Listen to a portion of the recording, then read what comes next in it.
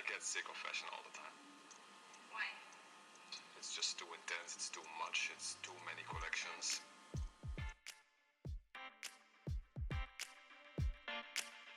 Historia y Moda es un recorrido por la historia de nuestra cultura, el arte, la economía, la política y los roles de género, teniendo la moda como hilo conductor.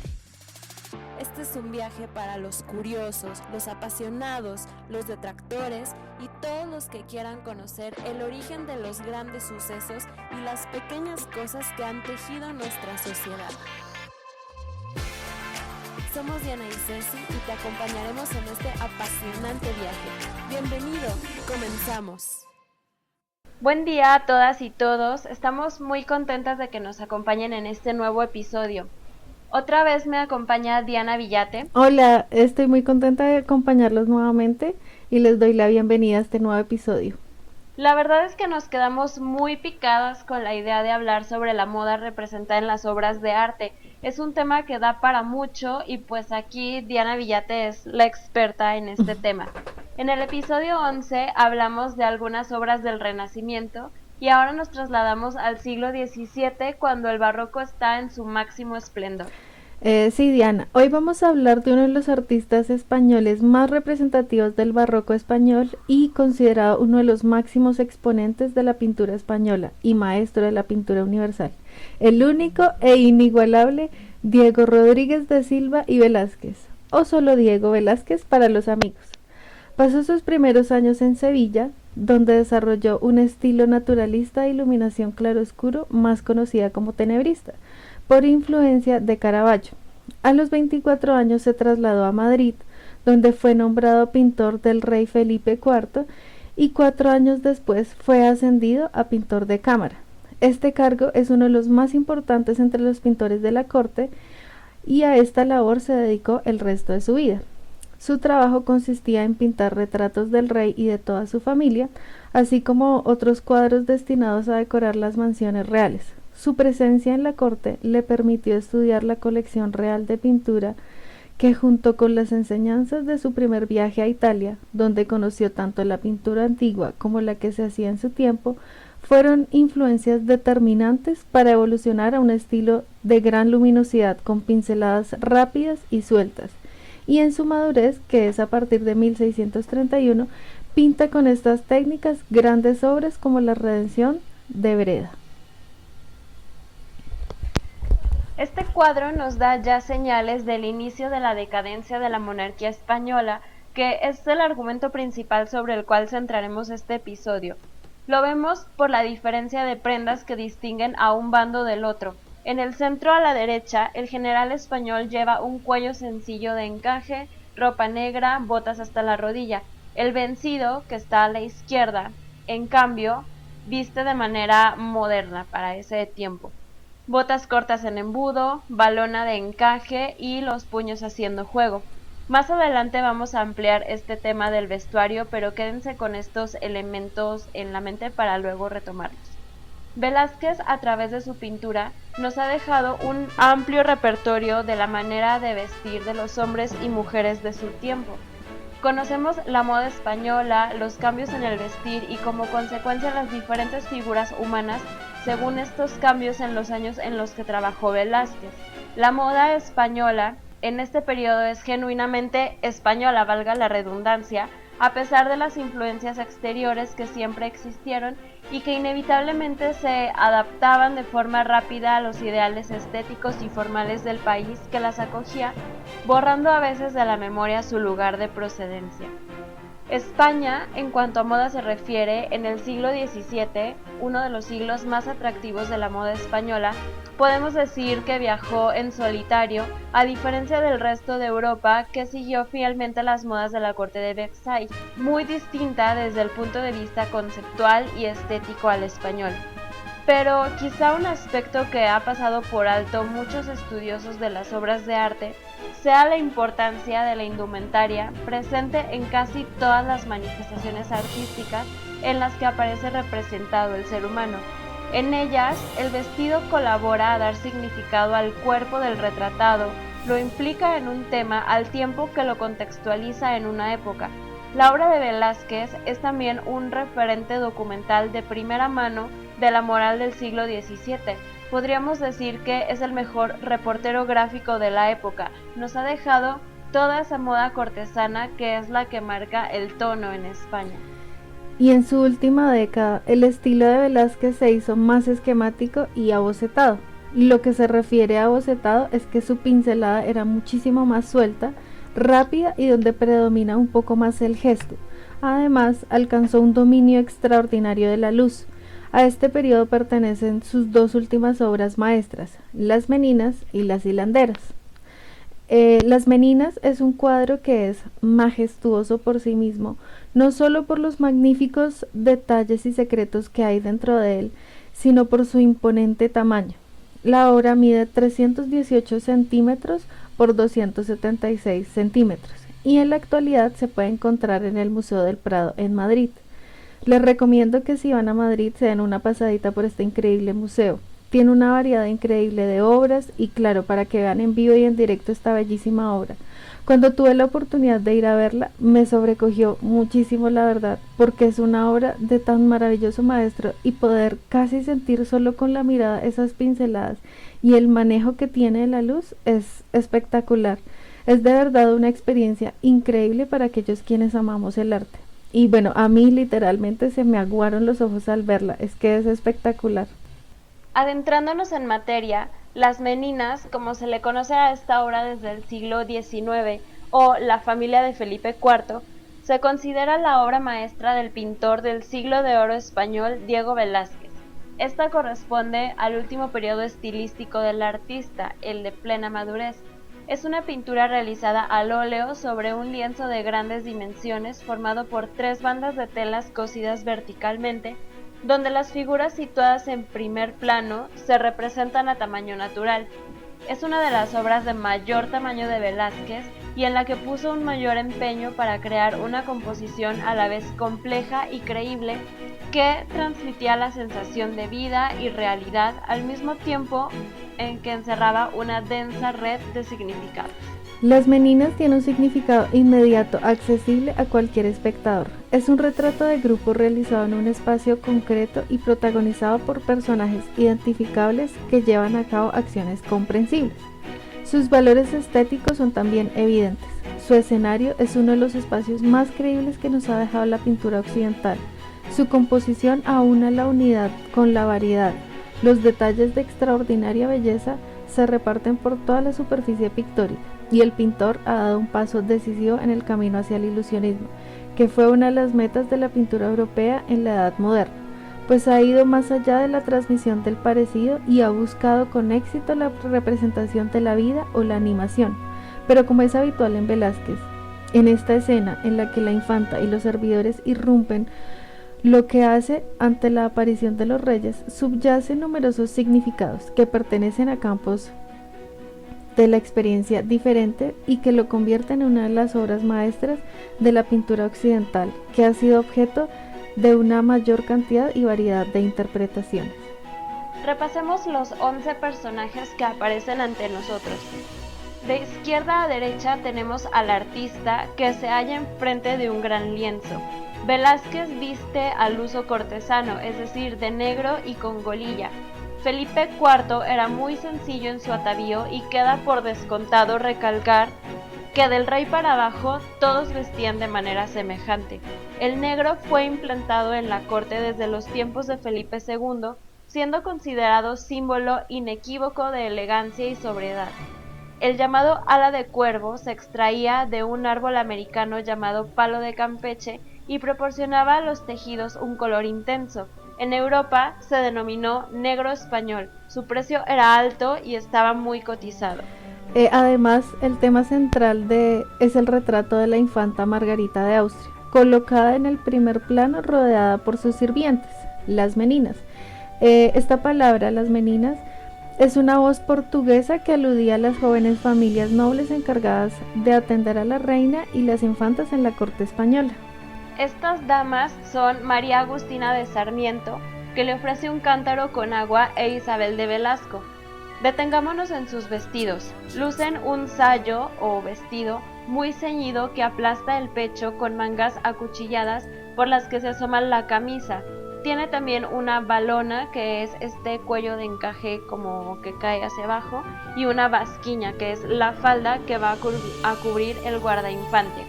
Este último consistía en un armazón con forma de cesta invertida que se colocaba en la cintura y se realizaba a base de aros de metal o mimbre unidos por cintas o cuerdas con rellenos de diversos materiales. Su finalidad era ahuecar la falda y que la tela luciera en todo su esplendor. Tenemos que recordar que nos encontramos en una sociedad puritana. De esta manera, se mantenía el cuerpo femenino fuera del alcance de los hombres y mantenía cierta distancia con los mismos. También era una forma de ocultar los embarazos, de ahí su nombre. La descomunal basquiña era de tal anchura que ocasionaba inconvenientes de todo tipo, como no poder entrar a las puertas de frente.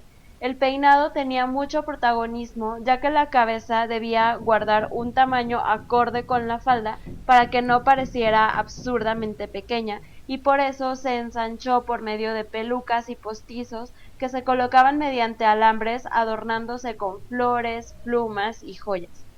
Margarita de Austria lleva un sayo en seda color crudo, con decoraciones en negro con una basquiña del mismo tejido. Se trata sin duda de un vestido muy rígido y pesado para una niña tan pequeña, por lo que solo se usaba para ocasiones especiales. Su peinado es muy sencillo, pelo suelto con raya a un lado y adornado con un listón rojo. A su lado se encuentran la enana María Bárbola, vestida con el mismo tipo de atuendo, confeccionado con terciopelo negro y adornado con galones de plata, y junto a ella el diminuto paje Nicolásito Pertusato con coleto y calzas rojas. Detrás aparecen doña Marcela de Ulloa, vestida con un monjil, muy común entre las viudas y parecido al hábito de las monjas, que conversa con el guardadamas. Al fondo, detrás de la puerta abierta, está don José Nieto, uno de los aposentadores de palacio. En el lado izquierdo se observa parte de un gran lienzo y detrás de este el propio Velázquez se autorretrata trabajando en él. El artista resolvió con gran habilidad todos los problemas de composición del espacio gracias al dominio que tenía del color y a la gran facilidad de caracterizar a los personajes. El punto de fuga de la composición se encuentra cerca del personaje que aparece al fondo abriendo una puerta, donde la colocación de un foco de luz demuestra de nuevo la maestría del pintor, que consigue hacer recorrer la vista de los espectadores por toda su representación. Un espejo colocado al fondo refleja las imágenes del rey Felipe IV y su esposa Mariana de Austria, medio del que se valió el pintor para dar a conocer ingeniosamente lo que estaba pintando, aunque algunos historiadores han interpretado que se trataría del reflejo de los propios reyes entrando a la sesión de pintura o, según otros también, posando para ser retratados por Velázquez. En este caso, la infanta Margarita y sus acompañantes estarían visitando al pintor en su taller. Quiero que hagamos un recorderis para la obra de Van Eyck, Los esposos Giovanni Arnolfini y su esposa, del cual hablamos en el episodio 11. ¿Recuerdan cómo él se valió de varios elementos, entre ellos el espejo, para centrar nuestra mirada y de esta forma que el espectador hiciera como un recorrido por la obra, como si la estuviera leyendo de alguna forma? Y cada vez que hace esta lectura, viendo cómo aparecen pequeños detalles sin importancia, pero que cuando los analizas encuentran un significado, pues bueno, algo así similar pasa aquí en Las Meninas de Velázquez. En su gran genialidad hace que posemos nuestra mirada en la infanta, y se vale de elementos como la luz, el punto de fuga y su espléndido manejo del espacio para hacer esto mismo, casi una lectura de la obra en donde nuestros ojos van recorriendo de una figura a otra, encontrando cada vez más detalles que esconden un significado. Por otra parte, además Van Eyck incluye dentro de la obra de los esposos una manera innovadora por su preocupación por la luz y la perspectiva, y Velázquez se vale de este estudio que hace Van Eyck con respecto a la luz y la perspectiva para poderlos plasmar en esta obra. Se percibe diferentes planos dentro de Las Meninas, en donde se hace evidente los tonos más claros en los primeros planos, y cuando se va haciendo más hacia el fondo se van haciendo un poquitito más oscuros, lo que hace que lo percibamos como si fuera una fotografía en la actualidad. Ahora, vemos que técnicamente las figuras del primer término están resueltas mediante pinceladas sueltas y largas con pequeños toques de luz. La falta de definición aumenta hacia el fondo, lo que les estaba comentando con los planos, siendo la ejecución más somera hasta dejar las figuras en penumbra. Esta misma técnica se emplea para crear la atmósfera nebulosa de la parte alta del cuadro, que habitualmente ha sido destacada como la parte más lograda de la composición. El espacio arquitectónico es más complejo que en otros cuadros del pintor. Es el único donde aparece el techo de la habitación. La profundidad del ambiente está acentuada por la alternancia de las jambas de las ventanas y los marcos de los cuadros colgados en la pared derecha, así como la secuencia en perspectiva de los ganchos de araña del techo. Este escenario en penumbra resalta el grupo fuertemente iluminado de la infanta. Como sucede con la mayoría de las pinturas de Velázquez, la obra no está fechada ni firmada y su datación se apoya en la edad aparente de la infanta nacida en 1651. Esa riqueza y variedad de contenidos, así como la complejidad de su composición y la variedad de las acciones que representa, hacen que Las Meninas sea un retrato en el que su autor utiliza estrategias de representación y persigue unos objetivos que desbordan los habituales en ese género y lo acercan a la pintura de historia. En ese sentido, constituye uno de los lugares principales a través de los cuales Velázquez reivindicó las posibilidades del principal género pictórico al que se había dedicado desde que se estableció en la corte en 1623. El esquema de los retratos cortesanos solía presentar a la figura cuerpo entero con el atuendo propio de la corte según el momento histórico. El artista era el encargado de transmitir la imagen real y dotarla de toda la majestad y el empaque posible. Diego Velázquez siguió puntualmente esos códigos, pero dotó a sus personajes de una humanidad que se hace especialmente patente en sus retratos infantiles.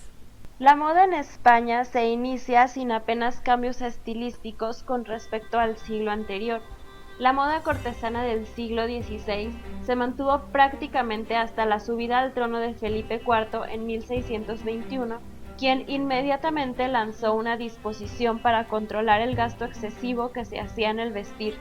Los exitosos primeros años de su reinado auguraban la restauración de la preeminencia universal de los Habsburgo, pero la guerra constante de la Europa protestante y la católica Francia contra España condujeron al declive y ruina de la monarquía hispánica, que tuvo que ceder el dominio en Europa a la pujante Francia de Luis XIV, así como reconocer la independencia de Portugal y las Provincias Unidas.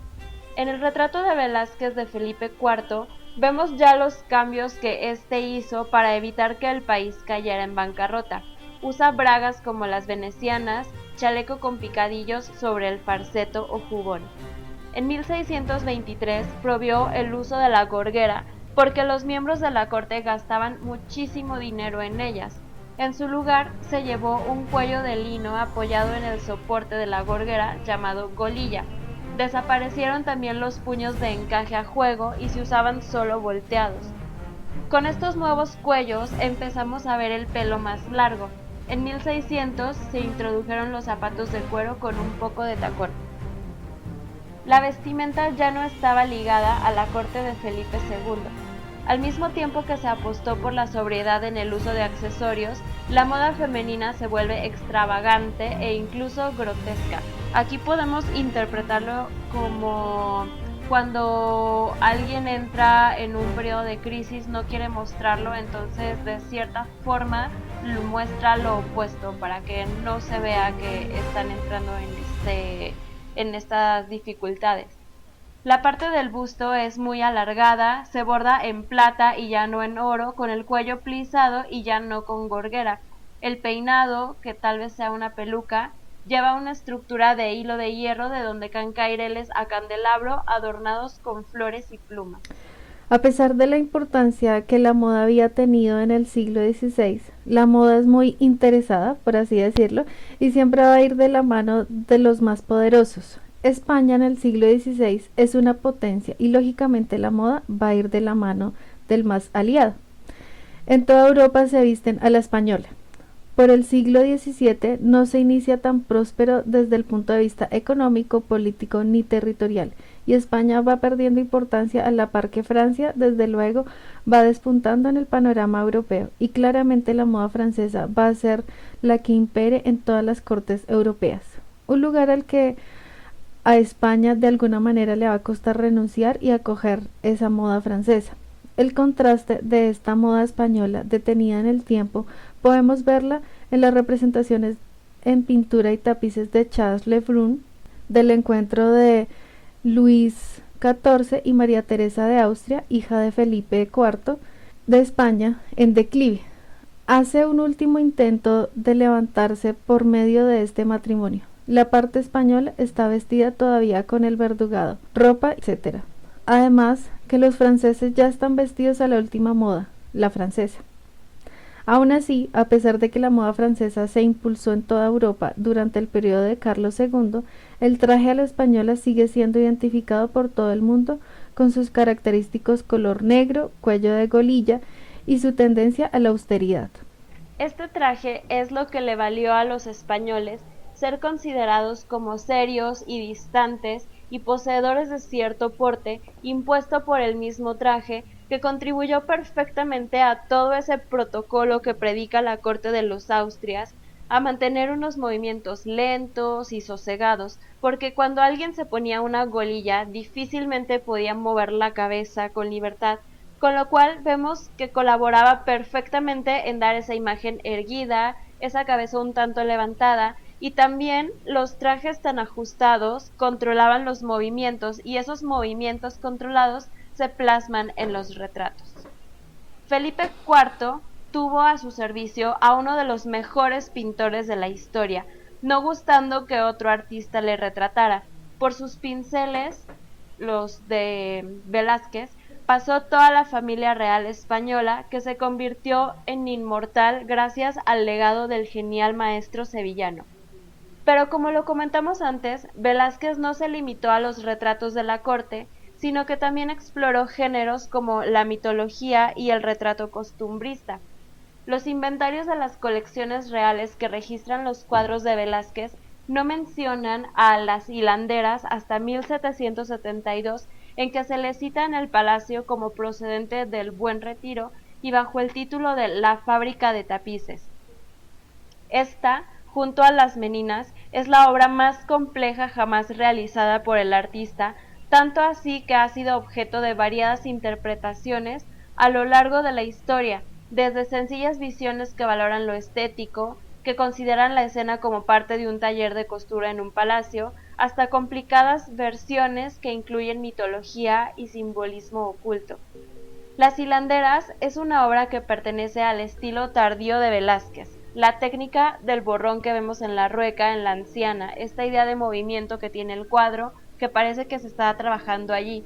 Por la luz, casi parece que la obra es una foto, lo mismo que pasaba con Las Meninas. Se dice que Velázquez, cuando llegó al taller de Santa Isabel, donde se hacían los tapices, encontró a estas mujeres que estaban trabajando y decidió que quería plasmar esta imagen como una idea del trabajo. El cuadro es también una representación de un mito en la Metamorfosis de Ovidio. Aracne es recordada como la mortal que desafió a Atenea, que es la historia que cuenta aquí Velázquez. La reta a tejer y a hacer la obra más bella, precisamente porque lo consigue, es castigada por Atenea. Si nos fijamos bien en la composición, encontramos dos planos bien diferenciados dentro del mismo lienzo. Velázquez crea una división de la obra como si de un teatro se tratase.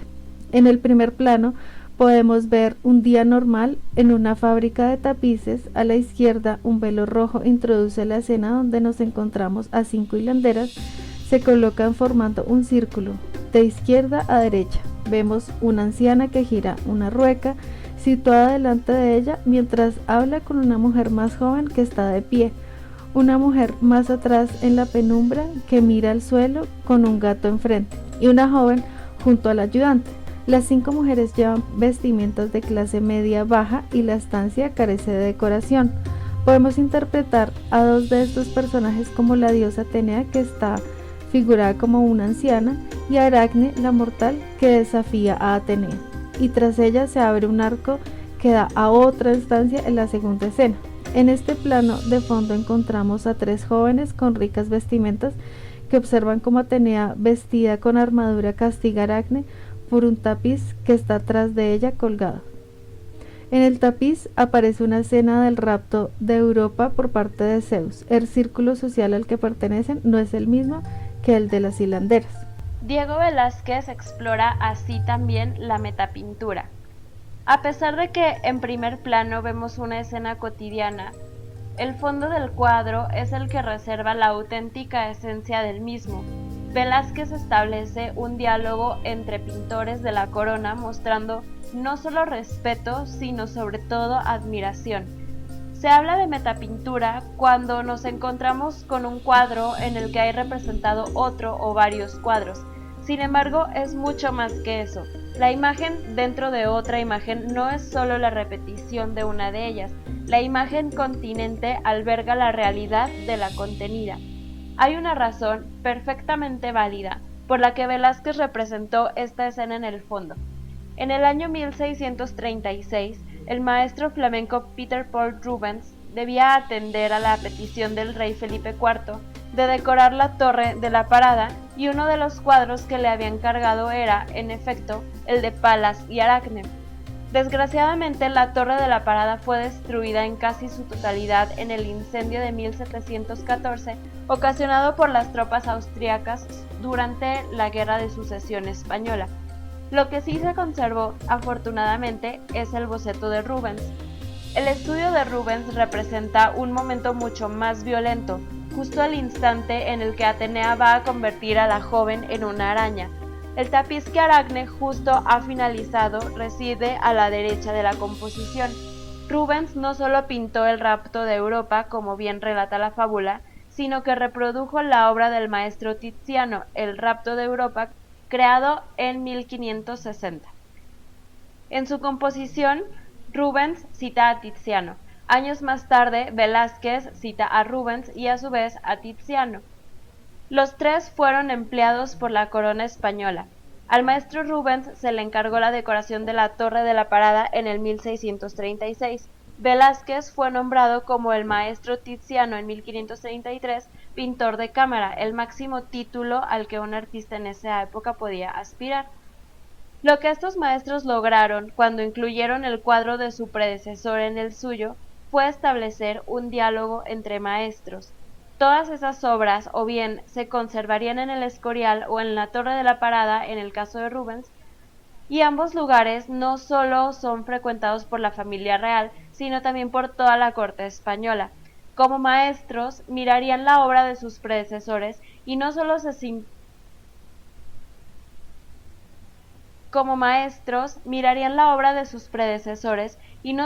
sentirían inspirados por ella, sino que al incluirla en su propio cuadro lograrían una legitimación del mismo. De alguna manera, la presencia de la obra del predecesor les transmitiría la autoridad que ese maestro poseía como pintor de la corona.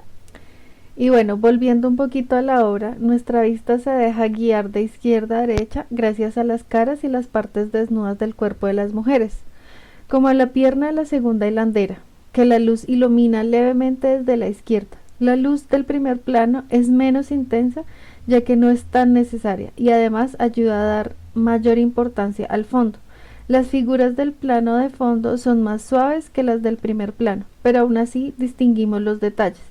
Para comunicar los dos planos, no solo utiliza el arco, sino que la mirada de una de las jóvenes nobles se fija en el trabajo de las hilanderas y nos mira directamente, introduciéndonos en el cuadro. Es curioso ver cómo Velázquez mezcla una escena costumbrista con una escena mitológica, haciendo de los dioses personajes normales que no destacan sobre los demás y llegando a confundirse con una escena normal de cualquier fábrica. Tras la muerte de Velázquez, su labor como pintor de cámara fue continuada por Juan Bautista Martínez del Mazo, Juan Carreño de Miranda y Claudio Coello, que siguieron pintando retratos que reflejaban los cambios artísticos e indumentarios que provocaron la renovación de la imagen real. Bueno chicos, Velázquez es sin duda uno de los grandes maestros del arte y como les comenté anteriormente, si alguna vez tienen la oportunidad de ver una de las maravillosas obras de este artista, háganlo, por favor, porque es que es un verdadero regalo estético para todos nuestros sentidos, porque realmente es una muy buena experiencia. Además que particularmente, si ven las meninas, ya vienen con este background de todo lo que le hemos estado diciendo entre Diana y yo en este episodio y pueden verla con unos ojos diferentes y pueden verla desde partes digamos más técnicas y todo lo que esconde ya la indumentaria y toda la ropa, todo lo que les estábamos contando el día de hoy.